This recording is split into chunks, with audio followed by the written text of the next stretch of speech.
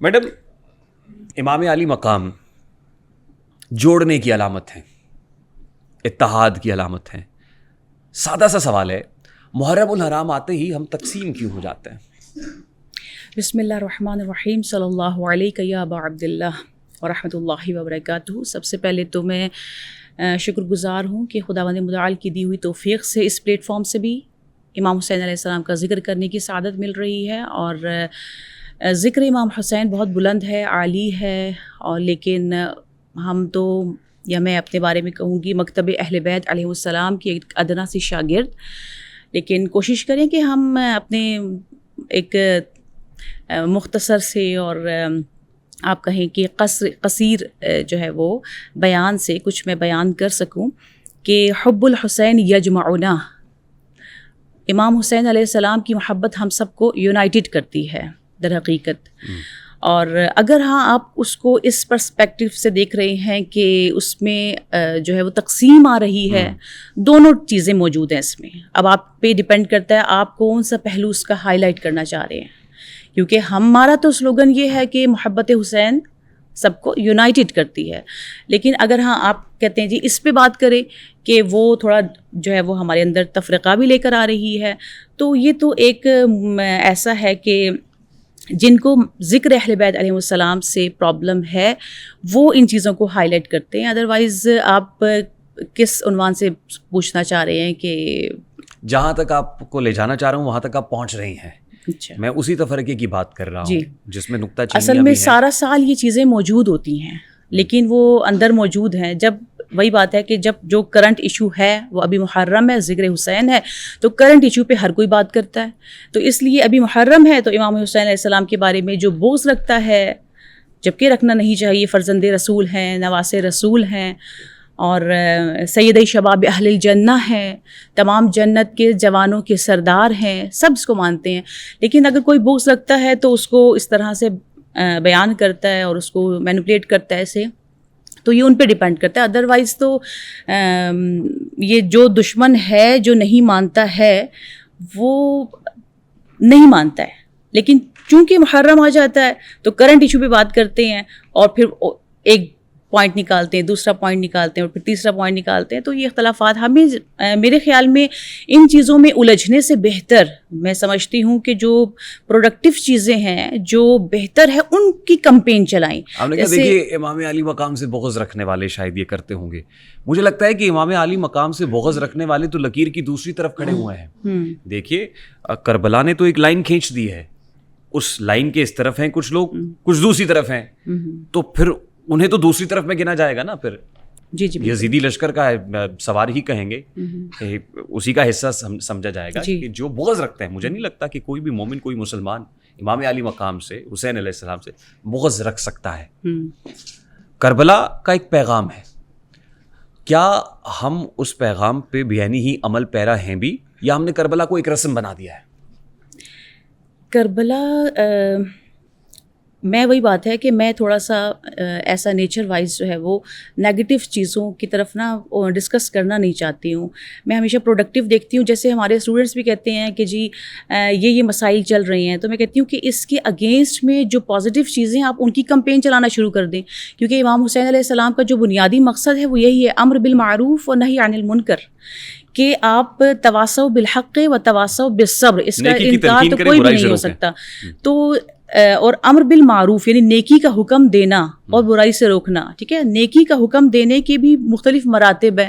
زبان سے کرنا ہے، یا یہ کہ جو کام ہو رہا ہے اس کو نگیٹ کرنا ہے، یا اس کو عملاً دکھانا ہے، یا اس کا دل میں اس کا برا منانا ہے. تو مختلف جو ہے وہ ہمارے پاس، ہر انسان کی ایک ذمہ داری نہیں ہے، بلکہ ہر انسان اپنے سرکمسٹانسز میں رہتے ہوئے جو کر سکتا ہے اس کی وہ ذمہ داری ہے.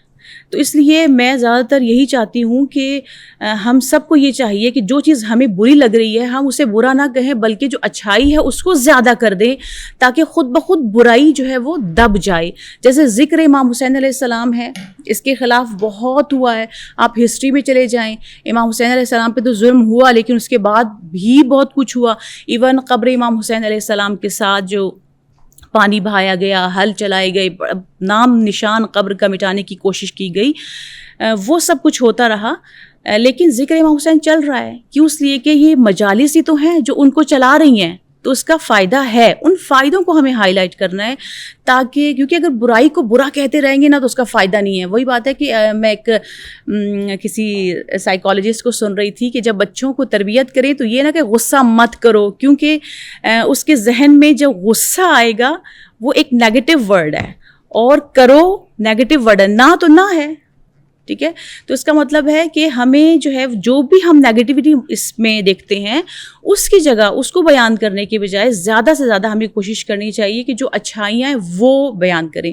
اس لیے امام حسین علیہ السلام کی جو ذکر ہے، اگرچہ اس میں رسم و رواج بھی آ گیا ہے، ٹھیک ہے، کیونکہ خلوص کی ویسے ہی کمی ہوتی ہے، جس طرح سے حالانکہ امام حسین علیہ السلام کا جو مین پرپز ہے وہ تو ہے نا بقائے لا الہ الا اللہ است حسین۔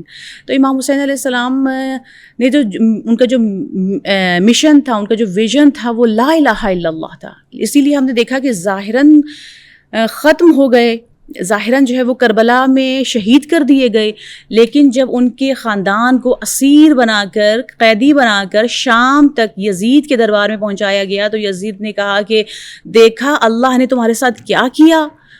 بی بی زینب سلام اللہ علیہا جو امام حسین علیہ السلام کی بہن ہے، انہوں نے فرمایا، یعنی ایک بہترین پرسپیکٹو دکھایا کہ فتح کیا ہوتی ہے۔ آپ نے فرمایا کہ اگر تم اذان کی آواز سنو اور نماز پڑھی جائے تو سمجھ جانا کہ حسین زندہ ہے، لا تمحو ذکرنا، تم ہمارے ذکر کو ختم نہیں کر سکو گے۔ تو یہ تو ہم کیا، ہم تو ادنا سے لوگ ہیں، ہم کیا، لیکن یہ تو اللہ کا ارادہ ہے، وَرَفَعْنَا لَكَ ذِكْرَكَ، اللہ نے ارادہ کیا ہے کہ رسوم و رواج کی ہم بات کر رہے ہیں، جو نیگیٹیوٹی ہے اس پہ بھی بات کریں گے، وہاں سے ہو کے گزریں گے، لیکن اس سے پہلے میں یہ چاہتا ہوں، جیسے آپ نے کہا شاہ است حسین، پادشاہ است حسین، دی است حسین، دی پناہ است حسین، سرداد نہ داد دست در دست یزید، حقہ کے بنا الہ الہ است حسین، کہ یزید کے ہاتھ پہ امام علی مقام نے بیعت نہیں کی، کمپرومائز، سمجھوتا، ڈیل یا ڈھیل کی اصطلاحات آج آپ استعمال ہوتی ہیں، کرتے ہیں، یہ ٹیبل پہ بیٹھ کے نیگوشیٹ کر لینا چاہیے، مفاہمت کر لینی چاہیے، لیکن مفاہمت تو ہمیں نہیں ملتی ہے کہ اس طریقے سے وہ مفاہمت نہ سکھا جبر ناروا سے مجھے، میں سر بکفو لڑا دے کسی بلا سے مجھے۔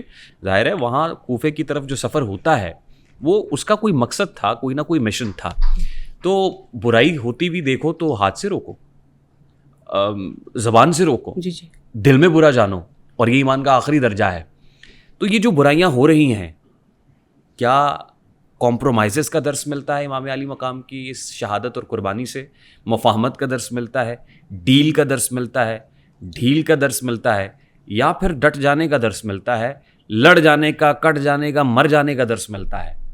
جی بالکل، ظلم کے خلاف یہ تو قرآن کی آیت ہے جو جس میں اللہ تبارک و تعالیٰ فرماتا ہے نہ ظلم کرو نہ ظلم سہو، نہ ظلم کرو نہ ظلم سہو۔ تو امام حسین علیہ السلام نے اسی کو اپنا سلوگن بنایا ہے، ہائی ہاتھ من الذلہ، ذلت اور رسوائی ہم سے دور ہے، مجھ جیسا یزید جیسے کی بیعت نہیں کر سکتا۔